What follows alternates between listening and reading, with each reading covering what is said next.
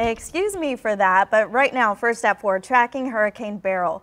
The storm strengthened to a Category 5 overnight, but has since moved back to a 4. This is a look from inside the eye of Beryl, where from the Air Forces Reserve's Hurricane Hunter aircraft is tracking it. Beryl is churning in the Caribbean, leaving a deadly path of destruction in its wake. Beryl has left parts of St. Vincent and the Grenadines with no electricity or water. Buildings, homes, and boats were all torn to pieces.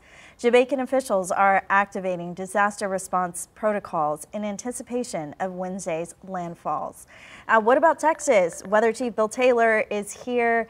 Do you think we'll eventually see a Texas landfall? We really could, Audrey. In fact, some of the new model data is indicating that we could see a pretty good right turn in the western Gulf, and that brings in the lower Texas coast as a possible landfall by about this time next week. I would say Sunday night, maybe into Monday of next week. Let's take a look at Beryl and give you the numbers now. Again, last night is when it went up to Category 5 status, and now it's back down to a very strong Cat 4 with winds of 155 miles per hour. So the gusts are still going into Category 5 status.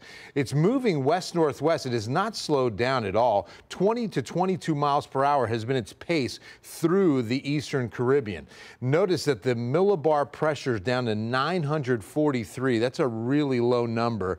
And if you see that number drop, that can only mean this storm is getting tighter and strengthening. We're looking at infrared satellite imagery. The darker those colors, when you get into those real dark reds, those are some very cold cloud tops, very high reaching cloud tops. And again, some tremendous thunderstorm activity that's clipping Puerto Rico, but now really slamming into the Dominican Republic as this storm continues its path towards Jamaica. That's where it's going to be tomorrow afternoon as a Category 3.